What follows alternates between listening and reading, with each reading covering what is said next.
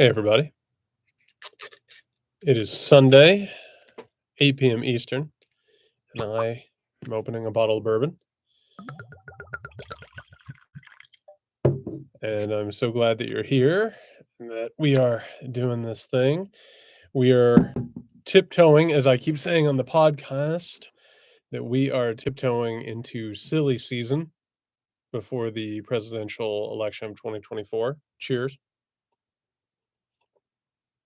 Things are getting stranger every single day, as we have talked about for years now.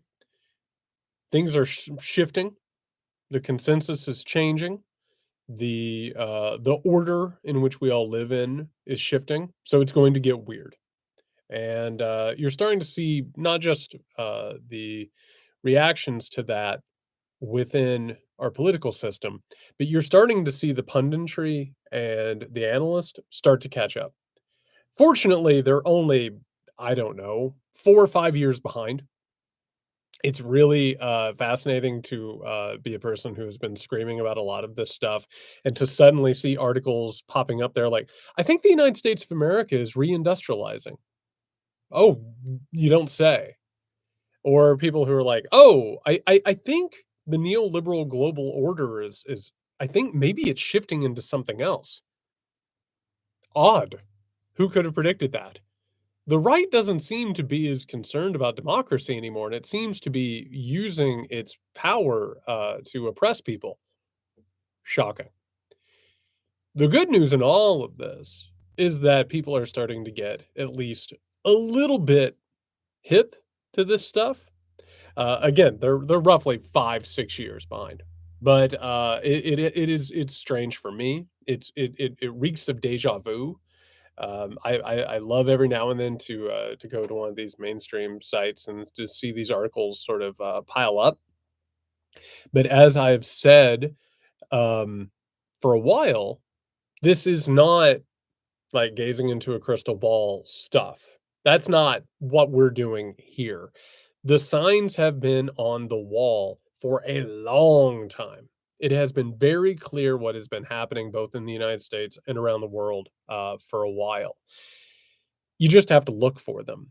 You just have to be willing to understand that maybe the type of world that you thought you lived in didn't actually exist. That maybe there was a deeper politics and a deeper history that helped explain exactly what has been going on. So here we are. We're going to have a conversation today that I think is going to prove to be a transitory conversation. A lot of the topics that we're getting into are explore and by the way, we have a lot of questions and a lot of different types of questions that I'm really looking forward to getting into. This is going to be a really interesting bourbon talk. I'll just say that. Based on the questions that we have, obviously I'll take them from people as I'm going through this stuff. But yeah, yeah, this is a transitory state that we are in, not only leading into a presidential election of 2024, but also in terms of a cultural, societal moment. Things are shifting in a hurry. And what we're going to talk about largely today is a lot of the stuff that is shifting to sort of lay the foundation for where we are going. The first few questions that I have, and I went ahead and put them up front because it's something that we need to have a conversation about, is the current social media landscape, which has implications beyond social media, obviously, because when we talk about social media, we're not just talking about like our experience online. We're not just talking about our experience with these apps or these websites. What we're actually talking about is how we communicate, how we digest things, how we create the reality that we live in, how our political and social landscape are created, and how this world that we inhabit is sort of constructed. So we're going to start by talking about that because a lot of what's happening right now, this is ground level stuff. Like the what's happening within the social media landscape, but also within our media landscape. This is like a very, very important thing that we have to discuss because it goes ahead and gives us insight into where we're going. And by the way, why things are happening the way that they are. So I'm going to go ahead and jump into this stuff. But before I do, cheers. I'm really glad that you're here. And I think this is going to be a rather eventful night. That sounds like famous last words. But cheers. Thank you for coming out. I'm excited to do this. I want to do more of this. I've been doing a lot of research into the upcoming book. I'm putting together the proposal and the outline for that. So I've been sort of working overtime trying to get a bunch of stuff together, but also to go and do in person research. I can't wait to get into the new book with you, um, and what exactly is going on in that. I have felt every single day that I've been working on this, it's been blowing my mind and really shedding new light on what's going on. I think it's going to be a really fascinating companion to the Midnight Kingdom, which I have to think is going to probably start to feel more and more relevant as we move into 2024 and this new sort of political landscape. Um, yeah, it'll be interesting. But so let's go ahead and get into the questions because we have a absolutely full show tonight. Let's start off with Amy's question. What's your take on another Zuck app? Disappointed by everyone posting their threads handle instead of warning about the privacy nightmare slash data collection of latest app, especially journalists. Blue Sky might have lured me because of Darth, but they're not letting us commenters in. So I wanted to start with that, particularly what's happening with threads. And we're going to get into the Twitter, threads, social media landscape in just a second. But I think the fact that Mark Zuckerberg is the creator of the hot new social media site is really, really telling. We're not all so young, right? We're not just a couple of months old at this point. Like we've been doing this for a while.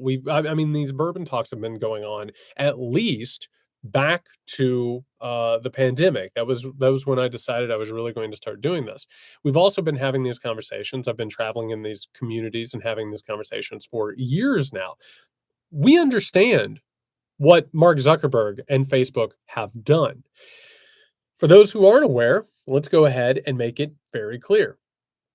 Facebook was responsible for corporatizing the public sphere. First and foremost, it went ahead and created an incentive for disinformation, but also for posts and material that would go ahead and push us away from one another. The way the algorithm was created was to go ahead and prioritize things that had negative reactions, and as a result, pitted us against each other. That was not only in the United States of America. Facebook led to genocides.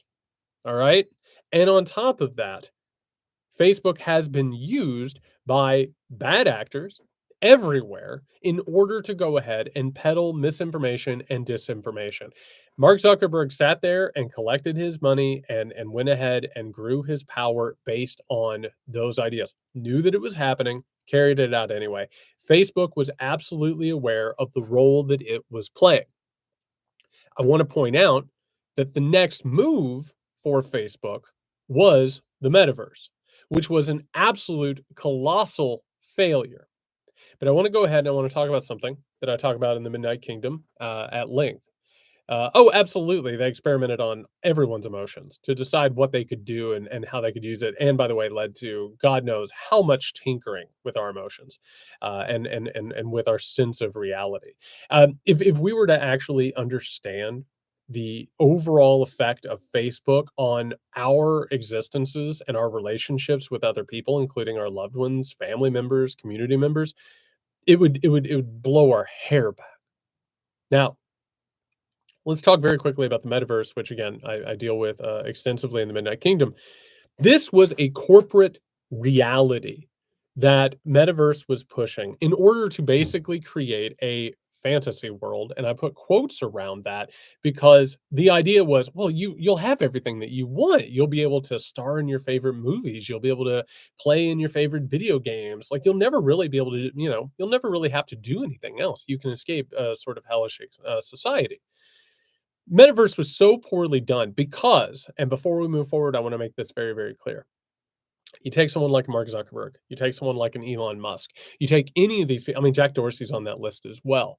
The United States of America wants you to believe that these people are absolute geniuses. Like they were singular people who created singular products. They were almost like gods walking amongst us. And for years, all we did was trot them out in public and make puppy dog eyes at them and say, "How'd you get so smart? Oh my God, if you could just take care of everything, it would be wonderful."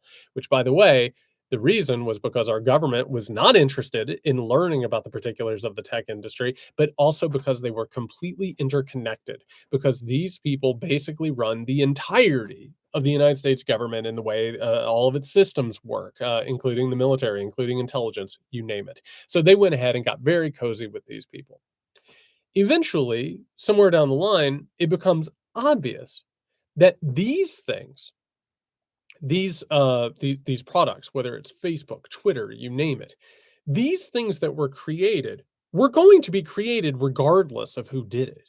This is what happens. We always have these great men of history ideas, and we don't actually pay attention to the fact that, like, the market and the world wanted these things. They were going to get created one way or another, much like, the light bulb, electricity, you name it. Somebody was going to get there. It didn't really matter who it was. But it's also important to point out this was created in an environment in which the United States of America was just handing out free money left and right because they weren't charging interest on any of these things. It's really easy to be a winner if you're playing with free money and everything is conducive and created for you to carry out these operations. Weirdly enough, the moment that, interest rates start going up and it's not free money, they're not geniuses anymore. It's really strange how that happens. It's really weird how Metaverse absolutely failed because Mark Zuckerberg had no idea what he was doing next. Never mind the fact that he completely stole the idea for Facebook. We all know this. And that this thing just sort of grew up because society wanted it, culture wanted it. So we arrive at a point where Metaverse was going to be this corporatized space, and it just sucked because the people who had the money sucked. And this is a problem that we have arrived at over and over and over again. The most recent example of this, of course, is the lead up to fascism and Nazism in the early mid 20th century, in which the industrialists who had carried out the industrialization leading to that point, they had all of the money, all of the power, and all of the control. Things just didn't necessarily work anymore. And what did they do? They pushed their money and their resources into fascism and Nazism to get those people out in front and help themselves. We've arrived at another moment like that. We now have this new Threads thing. And I gotta tell you something. I went over there and I created accounts so I could lurk and look around. This place is a hellscape. And what has happened with Threads is it has created an alternative to Twitter that is exactly like Twitter, except for it has been scrubbed of anything that advertisers and corporations might not like. It is a veritable playground for large corporations, the wealthy, and brands. It has basically went ahead and de-incentivized everything that Twitter had in the past, which included analysis from people like yours truly, analysis that went ahead and criticized capitalism and the status quo. Those things are gone. To go onto Threads now is to basically look at a bunch of self-affirmation. It's to look at a bunch of influencers who say things like, you are the best thing going. That's it. You're not going to find anything there that actually goes ahead and troubles what is a really unfair, unworking system. Threads is completely set up in order to be this just saccharine, sweet place where nothing really ever bothers you. It's the exact same thing that Metaverse was going to be without all of the stuff that they couldn't do. They couldn't create an interpersonal space because they don't understand that. They do not understand how to make one person to another person actually work. Instead, you're just creating these self-serving echo chambers, which is what Facebook was about from the very beginning. Nothing on Threads is authentic, and it's all based on Meta creating what they think is a positive alternative to Twitter, which of course has been absolutely run into the ground by Elon Musk. Now, the next question, and by the way, our short memory in what Zuckerberg has done just shows us we have literally reached a point in which we are so desperate for better things. We are so desperate for people to give us something that is good and decent as an alternative to this trash fire that has been put in front of us by all of these tech bros, but also the wealthy and the powerful. We're like, yeah, okay, Mark Zuckerberg, that's totally fine. Yeah, absolutely. I'll root for him if he wants to have a match with Elon Musk, which is absolute insanity. Absolutely. It is nothing to sit there and do. It's a terrible strategy to say he's the lesser of all evils. It's awful. Absolutely awful. With that, PK Wild says, "What are your thoughts on the Twitter versus Threads mania right now? The below screenshot brings up a good point. Both sides have been accused of contributing voices to the anti-democratic Christo-fascist movement." Absolutely, they have. Now, I'm going to talk a little bit here in a little bit about artificial intelligence, but I want to go ahead and start with that as an example. We keep thinking that artificial intelligence will somehow or another solve the problems of our era. Meanwhile, what are we never mentioning? That it's just a tool, but it's a tool that has been programmed by the same people who have benefited from the circumstances that have brought us to this point. Doesn't matter if it's Twitter, it doesn't matter if it's Threads, doesn't matter if it's Blue Sky, doesn't matter any of it. The people who have the tools to create the technology that we're talking about are part of a power system and a status quo that they're only going to replicate and push forward. There is no way whatsoever in order to look at any of these things as a total revolutionary concept. Nothing are going to do them. We need to become familiar with the concept of there is nothing ethical in capitalism. You are only engaging in a system that is in and of itself unethical and wrong. And by the way, it's weird because you can't get outside of it very often. There are things you can do, choices you can make. But what is happening right now is we are going ahead and we're looking at it's almost like an eye test. One of them is a house on fire, and the other one it's worse on fire. And we say, ah, I'll take the house on fire. That's totally fine. We do not have to choose between two things. And this idea that we're having here is we're actually fragmenting out. We're actually going ahead and taking away the revolutionary aspects of social media. Because one of the things that happened with the corporatization of the public sphere was yes, they could go ahead and tinker with things, they could turn things up.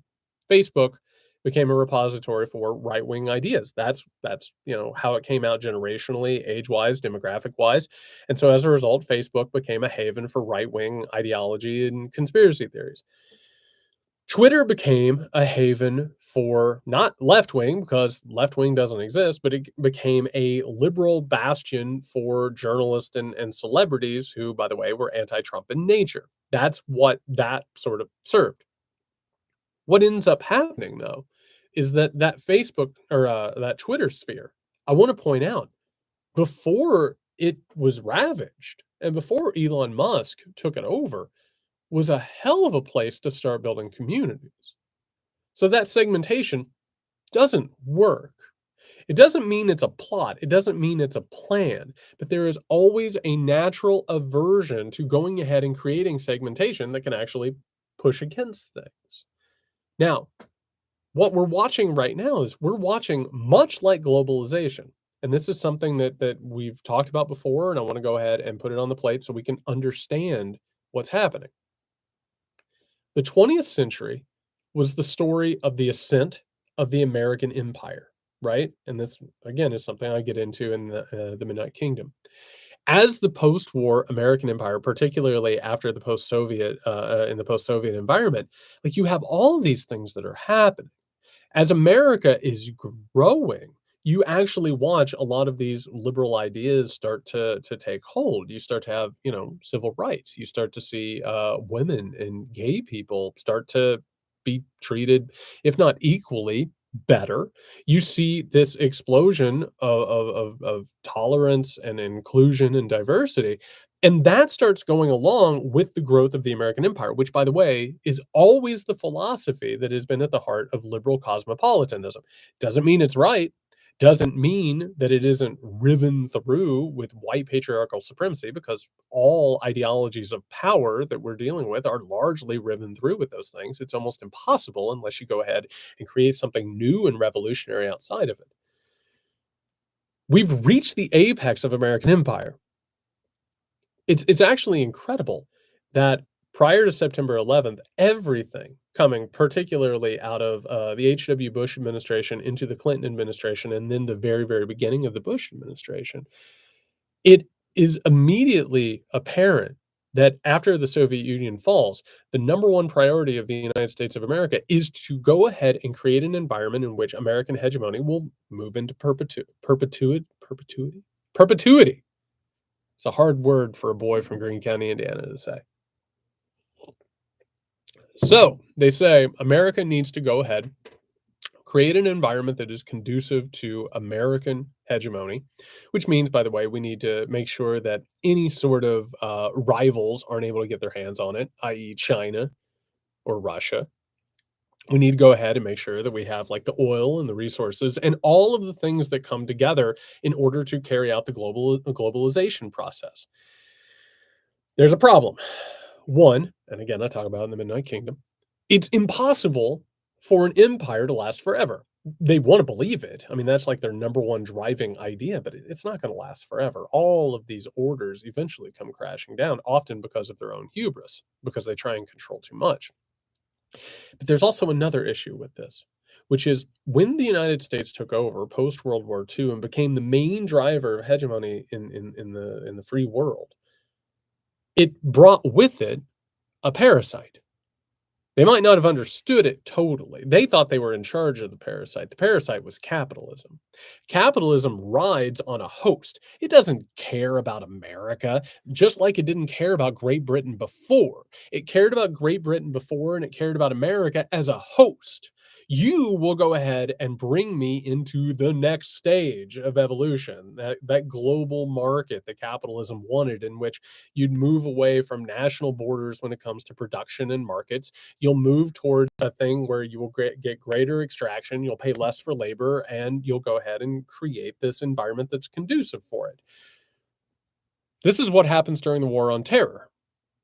America sees an opportunity post 9/11 to go ahead and take care of some markets and take care of some resources that will go ahead and make sure that America will be the hegemon into perpetuity. But guess what? You get into Iraq and you get over into the Middle East and you start looking at those resources. They're not under American control. They're under corporate control. In fact, if you take a look at what happened with the Iraq War, I mean, China and Russia were two of the biggest beneficiaries from it, because capitalism is not nationalistic. Capitalism uses nationalism for its own purposes, but it's not interested in that. And so it goes ahead and sucks the blood from a country until it's ready to jump to the next toast. And guess what? The United States of America, that growing empire, it is on feeble legs at this point. It's hurting. It's struggling. The United States of America has theoretically reached its zenith. We've now reached a point in which trying to go ahead and keep a new rival away, China, hasn't worked, because global capitalism needed China in order to carry out the processes. China said, "Hey, guess what? We'll go ahead. We'll do a bunch of that labor. We'll go ahead and do that labor. That's totally fine." And what did it do? It completely changed the way the global capitalism worked. And eventually you reach the point where America is no longer going to be the main consumer of everything. That's what we were supposed to be. That's what Bill Clinton wanted. That's what H.W. Bush wanted. That's what all of those neoliberals wanted. They wanted to create a world in which America was on top, and we just went ahead and bought the products cheaply. And what would we do? We would be the ones who would take care of the logistics. Most of us would just go ahead and take care of the thinking, the trends making, all of that stuff. We would take care of the innovation. Meanwhile, people around the world, they would be the ones who did the labor. We'll get rid of our factories. We'll get rid of our industrialization. We'll get rid of all that stuff, right? We'll all get in the middle class. That was a lie. Middle class was gutted, and as a result, Americans started moving more and more into service jobs. A lot of that the middle class stuff that was supposed to happen, it died out. And then what did you have? What you ended up having was a group of technocrats. You had a professional managerial class who, by the way, now almost exclusively vote for the Democratic Party, and which is part of why they still want the status quo so bad because it serves them so well. And they're looking at a situation where American dominance is coming to an end. So, what needs to happen? Things need to start rolling back. That sort of high peak of American hegemony, we're now going to see reindustrialization in the United States of America. We're going to, I mean, like everything from child labor to the way that we pay people and the protections that they have. We're going to see what's left of our social safety net get completely pruned and got away from. And we've also reached this point where we had, like, in terms of our media, in terms of social media, in terms of our corporation, they all got clustered up at the top. They all ate each other until they became giant monopolistic corporations. Well, now they're either going to keep swallowing each other until there's one left and they basically run away from the United States of America as quickly as humanly possible because none of these corporations are nationalistic. By definition, they can't be. By definition, they don't care what happens to the United States as long as they are kept, whole. They want the United States there to bail them out and help them out however they can and to make the laws, beneficiary for them. But that's it. Our social media landscape is going to fragment, and it already is. Much like our media landscape is going to fragment. It's going to continue to just crunch down and down and down and down. Everything that we had is going to shift backwards. I keep using this metaphor when I talk about this stuff. It's like high tide. High tide is gone. High tide is past. You're going to see where the high tide hit. You're going to see, if you go to the ocean and high tide passes, you see where there's some seaweed, where the sand got wet, but it is pulling out. And capitalism is about done with the United States of America, but America isn't done with capitalism, which is one of the reasons we are sleepwalking into a Cold War. And God knows what's going to happen with that Cold War. Because you have a bunch of people who are in complete and utter denial about what is happening instead of changing the United States of America. And we could change the United States of America. We could tax the wealthy. We could begin to build back our economy and build back our political structure. But no, don't touch any of that stuff. My God, can you imagine? Instead, they're going to make sure that we're going to get paid less and we're going to be brutalized. And we've reached the point, and I couldn't believe this, by the way. I've been telling everybody that the Democratic Party has become a small c conservative defender of the status quo. Get on Atlantic.com, Atlantic Monthly, and they're like, I think the Democratic Party has become the conservative party. No shit. We've been yelling about this for years because the Democratic Party says, hey, the status quo works. Why are you trying to change everything? Meanwhile, the Republican Party and the authoritarian movement on the right is trying to change everything. They're trying to use everything from the left and everything from the right and cobble together a Frankenstein's monster of authoritarianism, which is what happens. So the point here, and I'm going to go ahead and read the next question as I do this. This is from Steve Lee Johnny. Says, do you think with threads, the Republican assholes will stay on Twitter and the nice people will gravitate towards threads in the process, further polarizing discourse? Or will people stop shouting at each other with no opposition on the preferred social media platform? The opposition will never go away. Why? Because orthodoxy does not breed orthodoxy. Orthodoxy breeds infighting. So what's actually going to happen is that all of these opposing viewpoints in all of the parties, because none of them are uniform. The Republican Party is in the middle of a civil war with itself right now. If you haven't read what I've written on my Substack about this, please do. Because both of the parties are at war with themselves. The Democratic Party is more in lockstep with itself than the Republican Party at this point, because the Republican Party has a reactionary, revolutionary group that is trying to, again, push an authoritarian agenda that merges the left and the right into a weird amalgamation that is basically going to roll back your rights and create a protectionist market that goes ahead and tramples all of your voting rights and everything else, and also go ahead and give preferential treatment to their friends and people who look like them. White people, white men, particularly white wealthy men. But anyway, yes, there is no orthodoxy. Orthodoxy breeds dissension, cannibalization, self-destruction. So what are we going to see? We're going to see more and more of that, both within the Democratic Party, but also within the Republican Party. And by the way, when there are power struggles, ideological power struggles, things start to change. And Threads is not going to be good just because they're going ahead and everyone. Somebody said to me the other day, they said there are no Nazis over there. Are you kidding me? Of course there are Nazis there. There are people who are Nazis that don't even know they're Nazis. You don't have to wear an armband and proudly proclaim Nazi ideology in order to be a Nazi or a fascist. So yeah, things are going to change a lot. Now, I have two questions. I'm going to read three quick ones because what has been asked here, Janelle and oh no, that's actually different. Okay. Janelle has asked your take on the future of social media, what it will be in the near and the long term. Does its potential decline represent an opportunity for people to build a more robust local communities where they live in your view? This should be a wake up call. I am a beneficiary of Twitter as much as anybody. I always admit this very, very quickly because we have to admit these things. You would not be hanging out with me on Sunday, July 9th, 2023. You would not be hanging out with me, watching me drink bourbon and talk about this stuff if it wasn't for Twitter. The journalism that I did in it was 2015 and 2016, documenting Trumpism and rising authoritarianism, it caught fire on Twitter, and that's the only reason that I have a platform. That it probably would not have happened otherwise. Now, if you take a look at what is actually happening here, we have to go ahead and start putting together our own operations that are not dependent on these.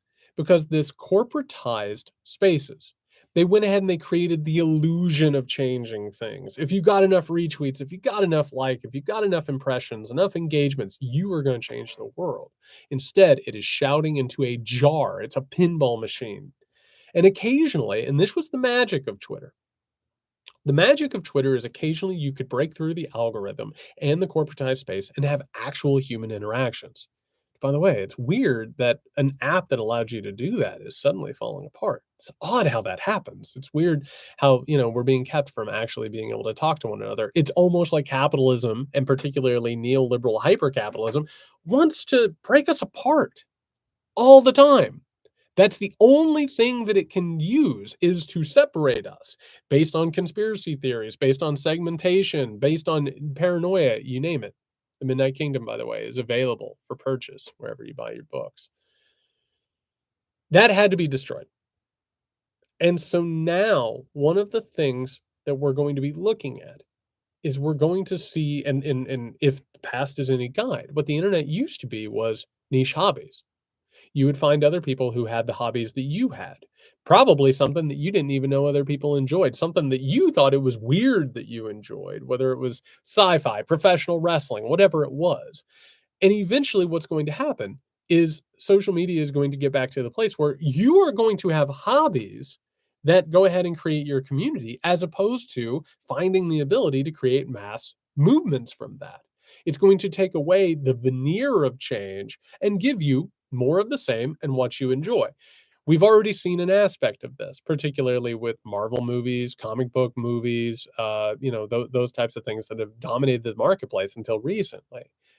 So, Janelle, absolutely. This is when we have to start taking off. And the good news here, and I'm going to read this question from Eric, and it's an email. So it's a little bit, Pamela says, Black folks organized with no internet or social media. Cheers. It can be done again. That's exactly right. And for all of the misunderstanding of civil rights that we have been peddled, and that's not an accident.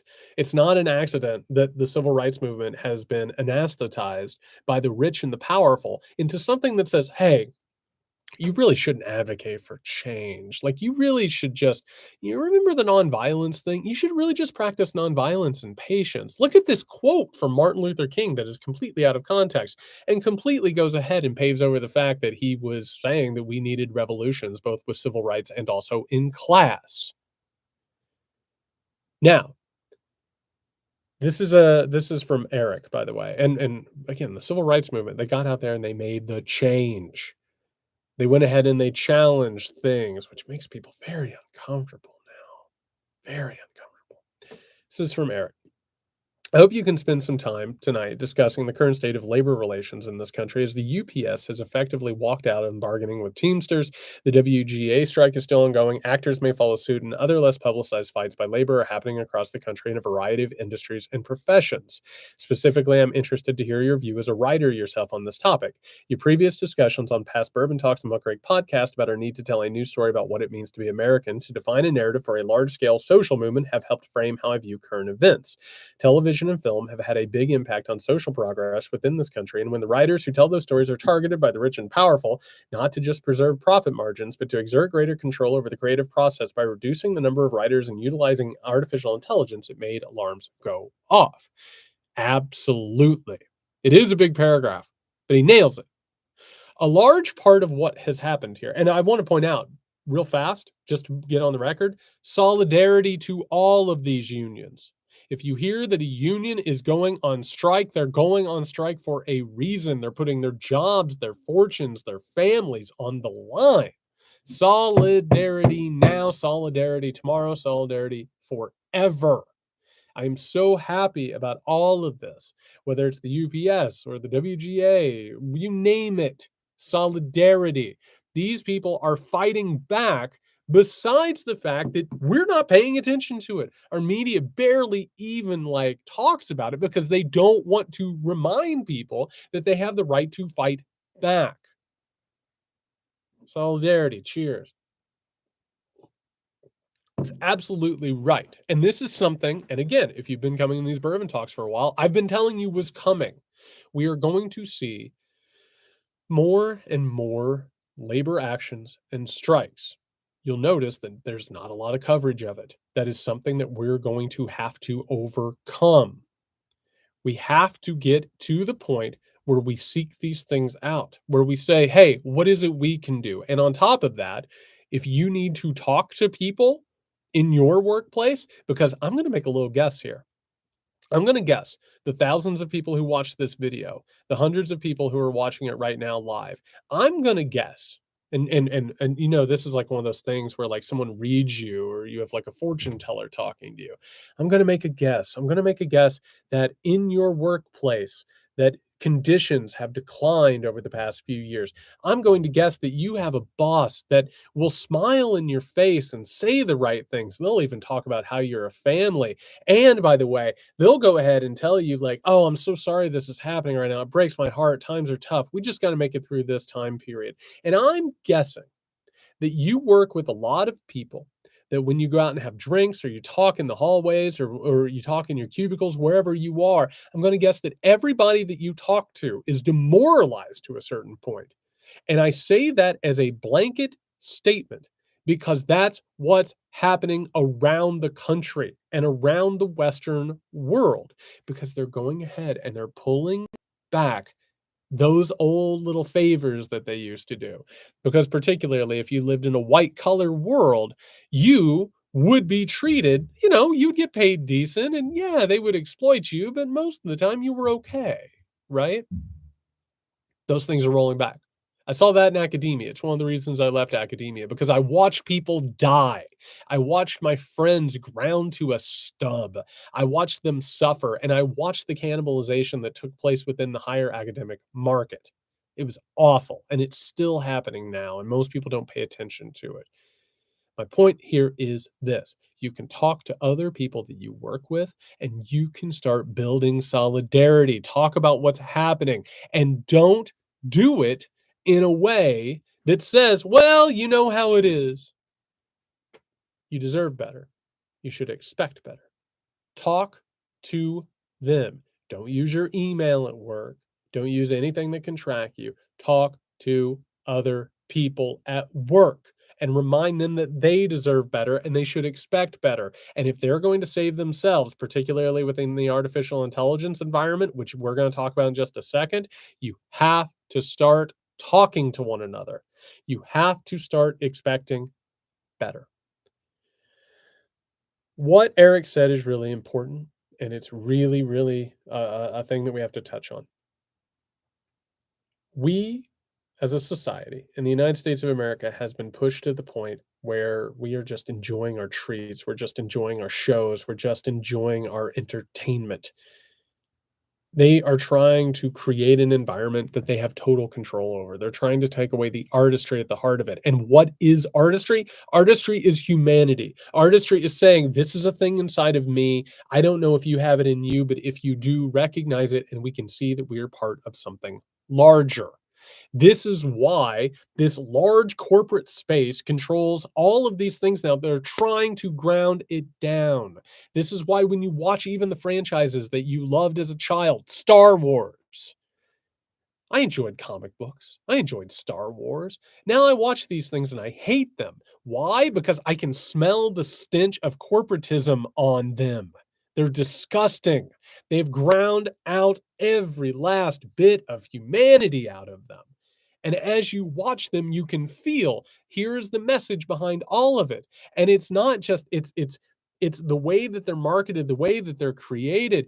It's all of these focused, grouped, lawyered up, corporate interest focused, phony bullshit shows and movies. And what do? They disguise social justice, or I'm sorry, they disguise demographic marketing as social justice, which is a message, by the way, that happened in the 1950s. It was weird whenever we had an apartheid state. All of our entertainments were like, hey, look at all of the races getting along. Isn't it great? There's nothing that we need to do. There's no progress that needs to be made. We don't need a civil rights movement. Look, we're happy. Meanwhile, and James says it, Marvel is a commercial for the military industrial complex. That's exactly right. That's exactly how all of this stuff works. And artificial intelligence is going to take over all of it if we allow it to. One of the things that we have to do with the UPS possibly going on strike, but also with writers going on strike, we have to realize that we need to support other humans who are doing these things. That might be inconvenient. It might not be a whole lot of fun. Your favorite shows, your favorite movies, they might be delayed. Maybe your goodies aren't going to get to you on the time that you want them to. You need, and Stephanie says it, no AI human art only. That's exactly right. Otherwise, it's not art. It's addiction. It's making sure that you have something to watch and consume so you don't have to think about yourself and the rest of the world. And by the way, I got to be honest, I'll lay my cards on the table. I like watching shows. I like watching movies. I scroll the internet. I get on the social medias. We all do. We all do. It's part of the ether of modern life. But you can't sit there and say, give me that stuff so I don't have to think about me, so I don't have to improve, so I don't have to improve my community, so I don't have to make the world better. That is the deal that we make with fascists, which is do whatever you do, go ahead and break whoever's skull you need to break and start whatever wars you need and exploit however many people you need to exploit. Just let me have my thing. Just let me have my Marvel. Just let me have my DC. It doesn't mean you can't enjoy these things. But hopefully after watching this, maybe go watch some of this stuff. Tell me if I'm wrong. Tell me if I'm telling lies. Tell me if you can't smell the corporate stench behind all of this. Go looking for humanity in it. And what do you find? You find a facsimile of it. You find a simulacrum of human experience. You have characters who are acting human, but they're devoid of humanity. That's what artificial intelligence is about. And that's where we're moving. That's where all of this is going. And we have to reject it. There's no other way to say it. We have to reject it. Got fired up talking about that shit.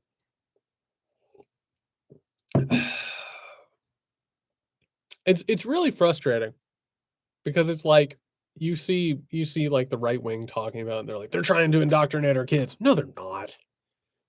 The only thing they're trying to indoctrinate your kids in is brand loyalty. That's it. Everything else is marketing and manipulation. They don't have deeply held ideology. Later on, whenever the authoritarian wave takes over, if we can't defeat it, they're going to happily peddle that stuff. Oh my god, Disney's woke. Come on. I swear. Jane says, "Hello. Hello. What are your thoughts on Biden's comments that expanding SCOTUS would be partisan and a mistake? What is he afraid of that he refuses to acknowledge the threat that is affecting an ever larger number of Americans?" Okay, so this is something I talk about a lot. I'll go ahead and put it on the record again. I think it's important because people watch different, episodes of this show. I'll go ahead and I'll say it. First of all, Biden saying that he doesn't want to politicize the court. Sorry, pal, you missed that train. You're waving at it as it's pulling out of the Amtrak station in Delaware. Don't know what to tell you, man. It is already politicized. It is already partisan. And if you want to believe otherwise, I don't know what to tell you. Maybe you shouldn't be president of the United States of America in 2023. The problem with Joe Biden is that Joe Biden has spent his entire adult life in the halls of power. Everything that he looks at, he sees as a judgment on his career and what he has helped build, which, by the way, he's been right on some stuff. And my God, has he been terribly wrong on other things. He's one of the architects of mass incarceration. We have seen the neoliberal consensus carried out in large part because of Joe Biden. I think as president, he has done an absolute miserable job of standing up for people's rights. And just saying that you're for them isn't enough. Joe Biden really truly believes that Republicans will just wake up one day because he is a defender of the status quo that he helped create. He has no interest in really changing things. And actually, his entire idea that he was going to be a president like Franklin Delano Roosevelt, whose image he keeps up in the Oval Office, is an absolute lark. That was never the entire point. He wanted to have a bunch of power as president, and he soon discovered that the way the system is set up, that the presidency has been diminished. The entire point here is that if you're looking for things to change, Joe Biden is not your person. That's not who he is. What he does is he offers the appearance of grieving, which is taking place as America declines. So you have a question, which is, are you going to continue watching the decline and grieving the decline, or are you going to change things in order to try and make a better world for the future? That's not what Joe Biden offers. And as a result, he's not going to fight the Supreme Court because they are part of the same team, the team of the institution. That's it. They can go ahead and say that they don't agree on this or they don't agree on that. I mean, it's moving chairs around. But the Supreme Court is always about holding up institutions. That's what they've always done. There have only been a few courts that have ever actually challenged institutions and moved things forward. In this case, that's what's going on. Two questions together that are talking about the Supreme Court. Pam, it continues to be underreported that Supreme Court ruled against clean air last year and against clean water this year. Sounds bad. Sounds bad to rule against clean air and clean water. It's weird. With the heat making climate top of mind at the moment, it's frustrating that no one's talking about how they are making it worse. No question, really, just venting. I agree. Mateus says, I wish you could say something about the climate crisis, which is very depressing, and how you imagine the crisis will develop. This is something that we need to talk about. And this is part of the larger conversation that we're having. One of the issues, and this is one of the things that I'm researching a lot for the next book, it's the psychological aspect of our current situation, our current crisis. One of the biggest things at play is denial. It's almost as if we're living in a house that is coming apart. That, you look over and you're like, oh, I think that beam over there is like coming loose. Oh, I think there are squirrels living in the attic. I think there's a lot of stuff that needs done. I'll take care of it later. I'm sure it's fine. The problem is that the United States was the hegemon that created this modern world and this institutional status quo that we're living within.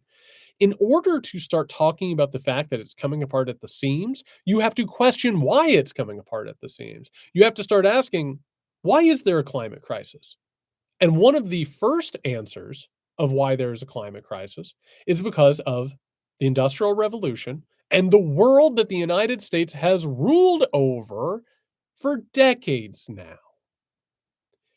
This entire process that brought us here, you have to look around and say, oh my God, nation states, militaries, wars, production, industrialization have led us here.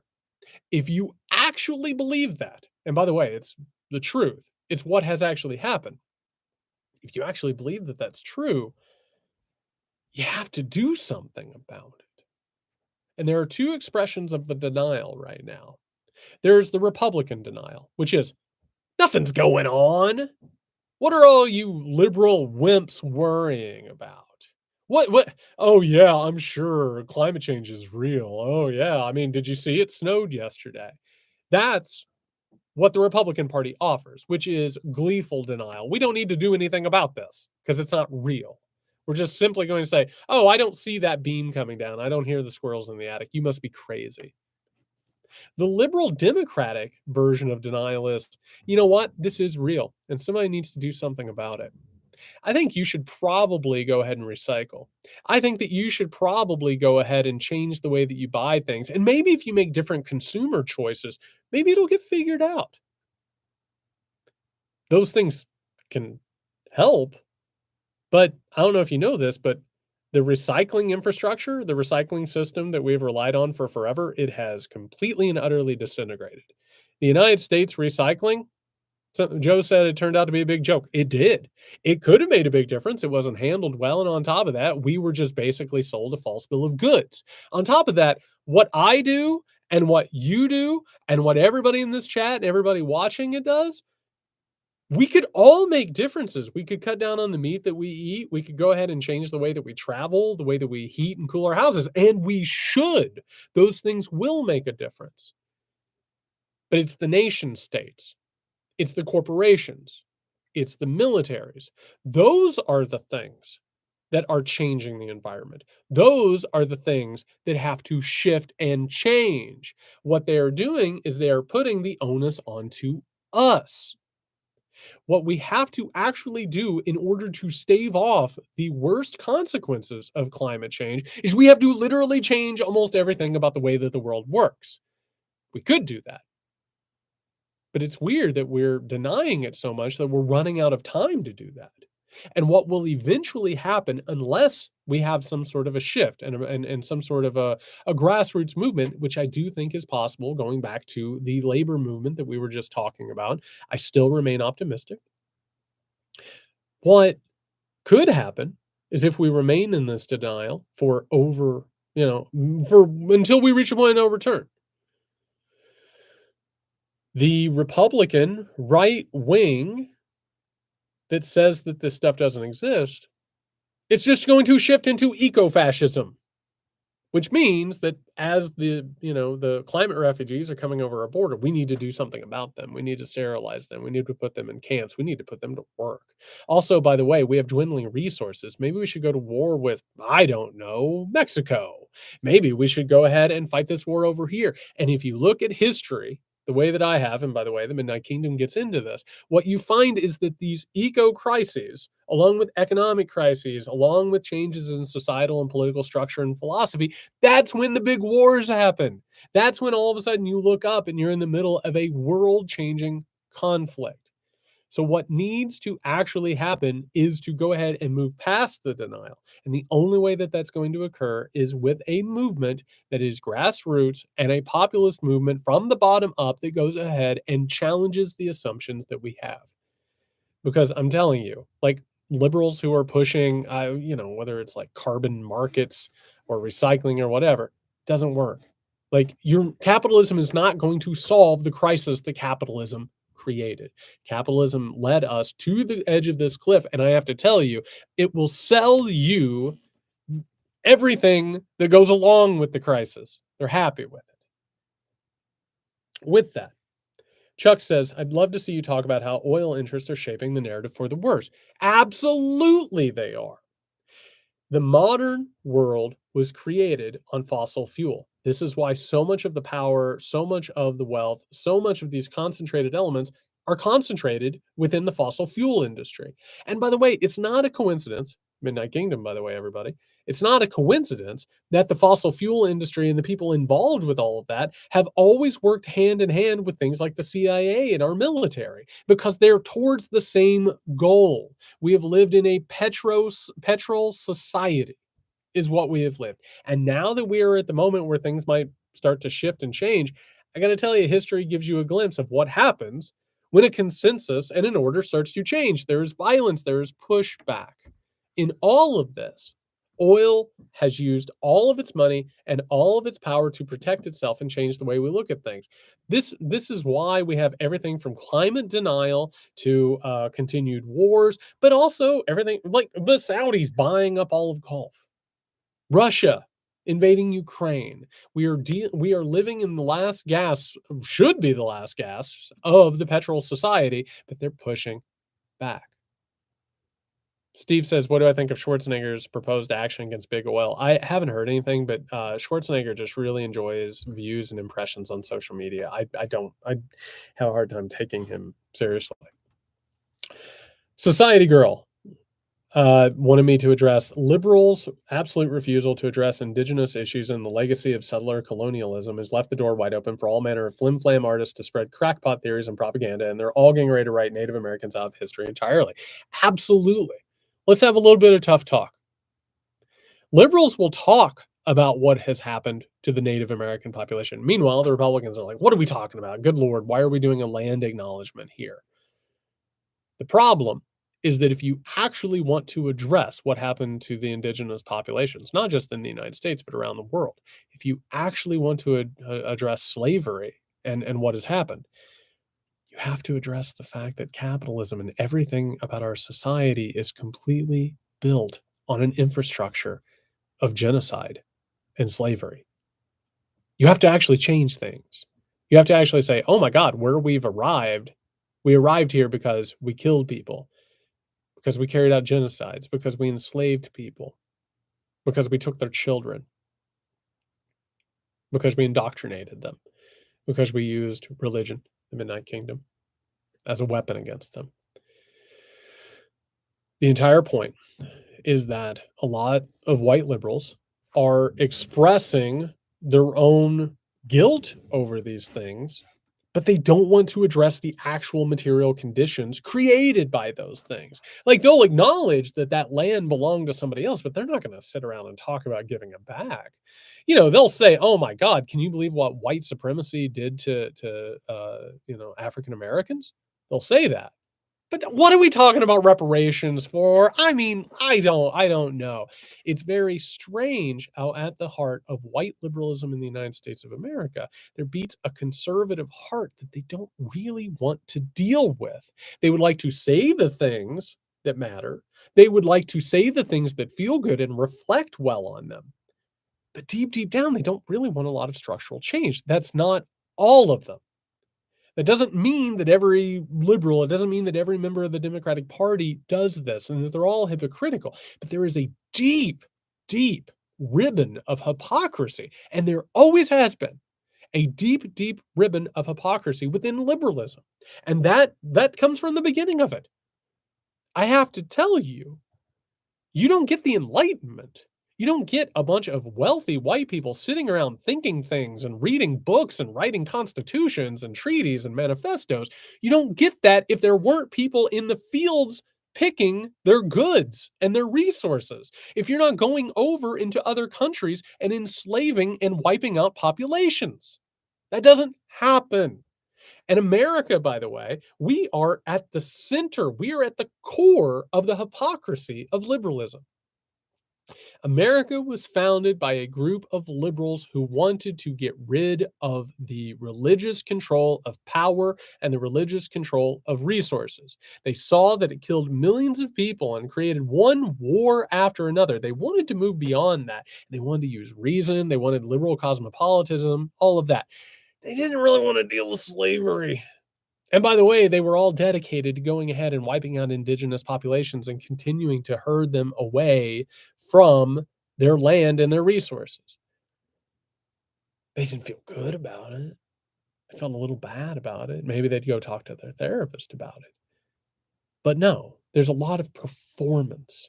And that is largely what the Democratic Party has become. It doesn't mean it's every Democrat. It doesn't mean it's every Democratic voter. But all you have to do is look at the past couple of years and see how they have reacted to all this stuff. And you can understand that there's a deep hypocrisy and a neurosis within white liberalism. So yeah, they'll talk about land acknowledgements and all that stuff, but they won't actually talk about what needs to change and what needs to be done. We're nearing an hour where we finish the first class here. This thing got heavy. Having a good time tonight. I like these things. I like coming and hanging out and talking about this tough stuff. Really appreciate you. Thank you. Coming up on 10 seconds.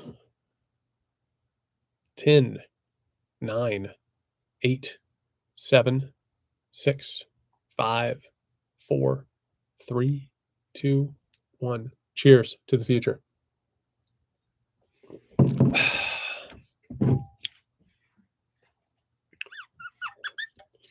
Having a good time. Enjoy these things. Enjoy you good people.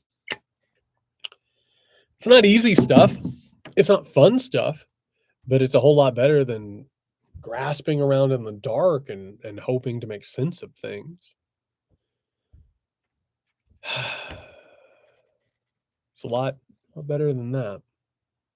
A lot better than that. Chris says Supreme Court has taken up a case that might preemptively ban a wealth tax. Lovely. That's great. Moore versus the United States, and Pence is claiming he doesn't believe the wealthy should pay their fair shares. I only hope at all that the Dems will attempt to do something about this or have the oligarchs won. The oligarchs have the advantage, and a large part is because they have co-opted representative democracy, which is always what happens. Again, Midnight Kingdom. Take a look at how this always works. The wealthy and the powerful, as they grow up, they're working hand in hand with the government, and then they take over the government, and then you got to fight them off. Right now, they absolutely have the upper hand. But I have to tell you, one of the things we have to do is we have to stop accepting that the Democratic Party as it is will always be the Democratic Party and that we can't somehow or another switch it around and or create an alternative. We are going to shift this. It's going to take another generation of progressives or muckrakers or you name it. We're going to have to fight back and we're going to have to organize ourselves out of this, much like other groups have done in the past. So yeah, the Democratic Party as it's comprised right now, no, they're not going to push back against this stuff. They're going to tell you they feel bad about it. Oh, I wish I could do something. I wish there was something we could do for gay and LGBTQ and transgender people. I wish there was something we could do for women and the rights over their bodies. I just wish there was something we could do. Can't. Sorry, we don't have the votes. Urgh. If it wasn't for Joe Manchin and Kirsten Sinema, who are just covering up for other members who would go ahead and vote against this stuff. If it wasn't for the parliamentarian, isn't that the crap that they made up a while back? The parliamentarian? Oh, if it wasn't for the filibuster, oh my God, we would make everything perfect. No, you are market-driven people who have been co-opted for a large part. We have to have better leaders. I have 3 questions, which are on the same thing. This is from Michelle, Dan, and James. They want me to talk about Robert Kennedy Jr. Robert Kennedy Jr. is a candidate that is a perfect example of these broken times. You have a legacy case, obviously a Kennedy that has name recognition. He's a Kennedy. How could you not vote for the Kennedys? He has name recognition. He's an alternative to Biden because people are tired of Joe Biden. It's another reason why Gavin Newsom, I can't even imagine how many promises for money and support Gavin Newsom has just railed up over the past couple of years. It would be shocking, I think. Meanwhile, RFK Jr. uses this legacy name for his own benefit and basically invites everybody to play fantasy, which is what Donald Trump does as well. People are so desperate for answers beyond, hey, things are fine. You don't really need to change anything. Things are actually better, which I got to tell you, one of my favorite phenomenon of all of this, and you see it with like job reports and you see it with all this stuff, like Matt Iglesias is like one of the best people who's like, hey, idiots, things are so much better than you think they are. Shut up. And it's like, oh, okay, the job numbers are great. Yeah, that is actually a measuring of how the job market and corporations are how effectively they're exploiting us. Wonderful. And then Biden's like, what? Why don't people understand? The people around Biden are like, why don't people understand that the economy is good? It's like the economy is not good. The economy is exploiting really well. That's it. That's what you're doing. So don't sit here and tell everybody who's miserable and making less and live in more precarity, stop telling everybody that things are good. They know it's not good. But meanwhile, we have an entire cottage industry that's like, things are better than they've ever been. I suppose you want to live in the medieval ages? It's like, no, I deserve better. And the people I love deserve better. And my neighbors deserve better. The people I care about deserve better. We all deserve better. Meanwhile, instead of talking about what's going on, people are tired of being told over and over that everything's fine. They want alternatives. They want to be told what's happened. So conspiracy theories have flooded the zone. Anti-vax, anti-expert ideology has flooded the zone because they have learned they don't trust people who are in charge of things. They don't trust institutions. They don't trust the status quo. Anybody involved in it, they don't begin to trust. Robert Kennedy Jr., much like Donald Trump and much like every figure on the right, they all give you permission. Make up your own story. You don't have to be involved in any of this stuff anymore. Live your own story where you're the hero. You're the one standing up against this thing. I mean, maybe you'll kill a public servant. Maybe you'll, I don't know, go into Barack Obama's neighborhood with a bunch of weapons and try and crawl into his house from the sewer. And, you'll probably activate a few domestic terrorists while you're at it and paramilitaries. But oh, and you might even bring back polio and malaria. But you're make up a story that feels good to you. Again, it's like artificial intelligence created stories and movies. Like make something up for yourself. Have a little treat. Have a little fun. Why are you so uptight, worried about everything? Create a story for yourself in which you're the hero and everything turns out. Because you're posting, right? Because you're consuming content, because you're engaged. That's what Robert Kennedy Jr. is doing. And it's a complete and utter farce. It's so terrible. Absolutely terrible. Charlie asked me to talk about the latest unidentified aerial phenomenon stuff with supposed whistleblower Grush.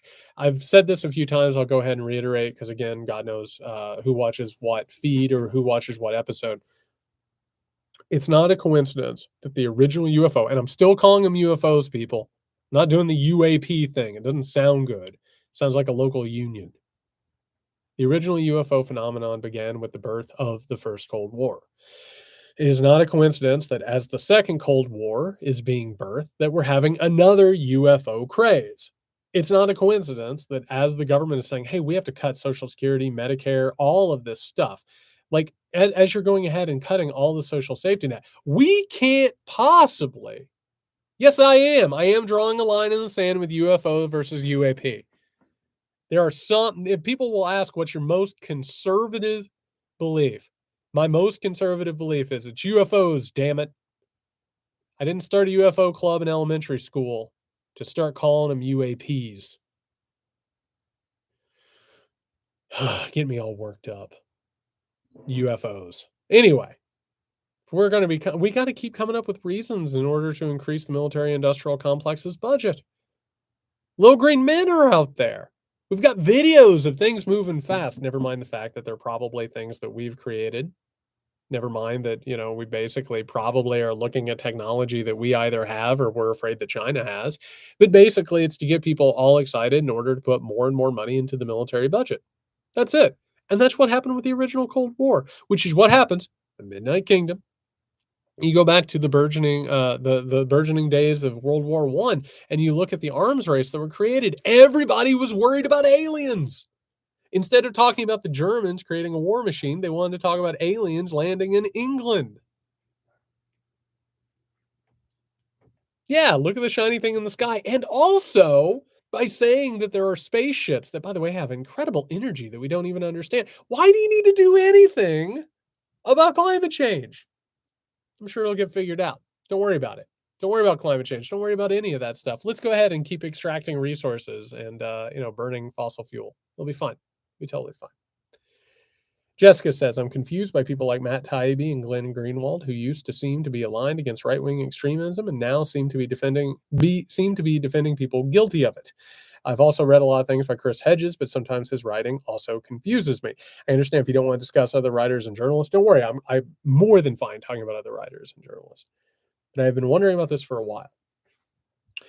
Matt Taibbi and Glenn Greenwald were members of sort of an anti-liberal consensus group. They would call out, what the government was doing. And by the way, they were right in what they called out.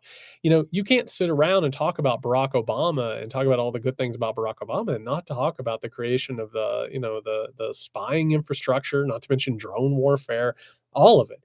Like everybody was carrying this stuff out. And so as a result, they were calling this stuff out that needed to be called out. And as a result, they sort of became aligned with what you would call like even a semblance of the left. The problem in all of this, and this also involves social media and our political landscape, is anybody who is now considered left is sort of orphaned. And what do? They have to make choices about who they belong with. There aren't a whole lot of leftists, and most of the online left, they just sneer at liberals. They don't want to be associated with liberals. They don't want to be associated with so-called wokeness, which they see as a symptom of liberalness as opposed to expressions of social justice concerns that are actual real with substance. So as a result, they've gone all the way around the spectrum and they are now aligning with the right. And a lot of what has happened in recent years is that the online left has sneered itself into right-wing and or politically nihilistic positions.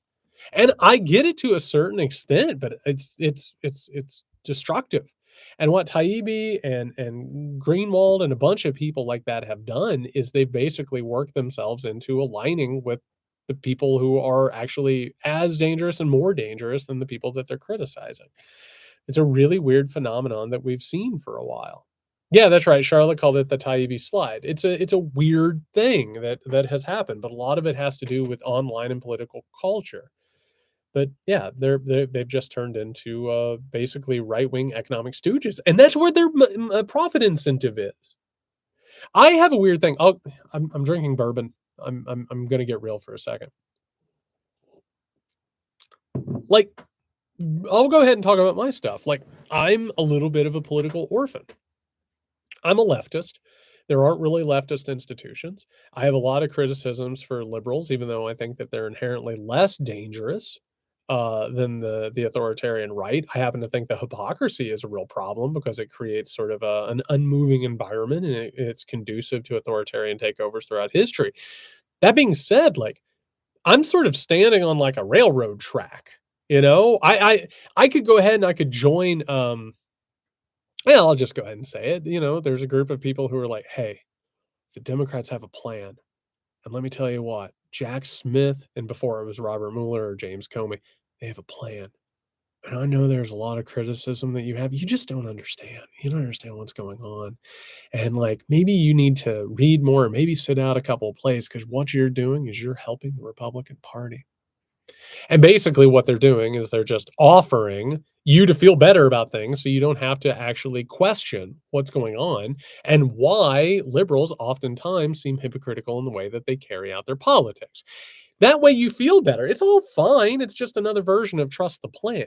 Like there's a lot of money to be handled in that. I don't particularly like coming out and doing talks and live streams and stuff and telling you like, hey, things are rough and there's a chance that they might not work out. You might have to do some stuff.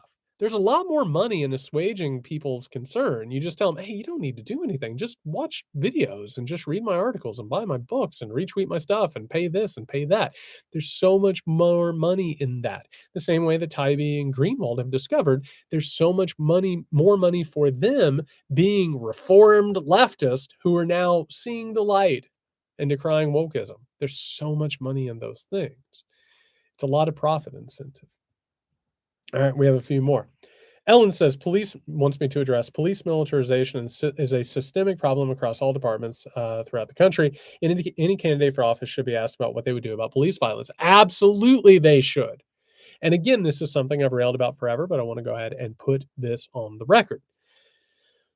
Police violence, as well as the construction of things like Cop City, is the final end goal of all this neoliberal globalism. Eventually, at some point, if people are going to rise up and they're going to have labor reactions, which, by the way, is what our history shows, There will probably be violence in the street. There will be battles between corporations and individuals. You should probably have a ton of technology and surveillance in place to go ahead and crack down on those things, to get rid of unrest and to create a playing field in which people are afraid to go out and protest and speak their minds. Politicians are not going to talk about this. Occasionally, some people will, but not many. Not many. And part of the issue is that a lot of um, a lot of these campaigns and a lot of these careers are built on saying, "Hey, guess what? I'm all for social liberalism, but also we need to throw some money at some cops. We need to give, they've really got a bad rap, and maybe there's a few bad apples. Let's just keep pushing resources in there." That is a problem. It is actually something that we need to address. We need to actually talk about that monopolization of violence and the way that it is used, because it's disturbing. Like, this stuff we're going to look up one day and it's just going to be absolutely terrifying where we get, and it already is. Tal Duder says, Jared, I'd be interested to hear your thoughts on the housing crisis in this country, i.e., affordable housing. The dream of owning a home seems out of reach for many Americans right now. I don't hear politicians addressing this issue at all because they have no desire to talk about it. Corporations are, by the way, using artificial intelligence, and they were using low interest rates to buy up every single family home and jack up prices and make an incredible amount of money. And by the way, the people that they have worked with, both in tech but also in finance, they've driven up everything, the property values, the cost of housing, all of that. They have no interest in addressing it because it's the same people that are paying their donations and keeping them afloat and giving them support. They have absolutely no desire to get into that. Home ownership is more or less being wiped out. And it's a game. Like, you get into home ownership and you've kind of made it in America, but buying in anymore is almost impossible. And they've made it that way on purpose. They've created a captive market, much like higher education, and they can charge whatever they want for it. But no politician currently is going to get into. There are a few politicians who will talk about it, but most politicians don't want to talk about this stuff. Because what would that mean? It would mean you'd have to change things.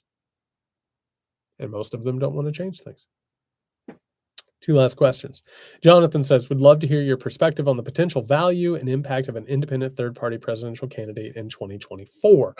I am very, very concerned about the No Labels Party. This is a corporate front that Joe Manchin could very well be their nominee. I could see him and Larry Hogan being a ticket that hurts the Democratic Party. God knows what would happen there. Yeah, the Green Party isn't going to largely play into any of this, I can't imagine, but the No Labels Party I'm keeping an eye on. In terms of whether or not we could have an actual third party that could make a difference and make things better, I don't know. We'll see. I think some stuff is going to need to happen. So we'll see. Last question. Chris asked, what is going on with Samuel Lazar? I don't know. Samuel Lazar, for people who don't know, is a January 6th defendant whose fate within the judicial system is all over the place. We don't know. Like, supposedly he was going to be let go. We're not sure why that would happen. There hasn't been a lot of updates on this. I'm not sure if it's because of how weird our judicial system is. Also, by the way, one thing nobody likes to talk about with January 6th, because it kind of, like, people are afraid it feeds into right-wing conspiracy theories. But my God, there are so many informers within the right-wing movements, people who are working with, like, federal agencies. We don't have a clue what actually happened on January 6th. And there's a reason why even the January 6th committee didn't really get to the bottom of it. They just talked about Donald Trump. Nobody really wants to get into it. So I don't know what's going on with Samuel Lazar. If somebody knows, I would love it if they could tell me about it. That'd be great. That'd be awesome. All right, everybody. Thank you for coming out. This was a good time. Hopefully I can do one of these in a few weeks. I'm going to be doing a lot of research for the setup for the new book. I'm really, really excited about it and what I'm finding out. Like I said, it's shedding a lot of light on what's going on in this country. Thank you again for coming out. If you haven't already, there's a few things. One, the Muckrake podcast comes out on Tuesdays. If you go to patreon.com/Muckrake podcast, you'll get an additional episode every Friday. That and subscribers to my Substack, Dispatches from a Collapsing State. That and money from my books. That's my life now. That's my career since I walked away from higher academia. So if you higher academia, higher education. So if you appreciate what I do and the work that I do, please consider buying the Midnight Kingdom, telling someone about it, getting a subscription to Dispatches from a Collapsing State, or becoming a patron over at patreon.com/muckrake podcast. Yeah, I really appreciate all the support. Love doing this. I love looking at what the community is talking about and getting into. These questions were fantastic. I really appreciate we got into a lot of different stuff tonight. So thank you, everybody. Here is to things getting better, us fighting and winning a better, more human future. Appreciate all of you. Cheers. Be safe. All right, everybody. Till next time.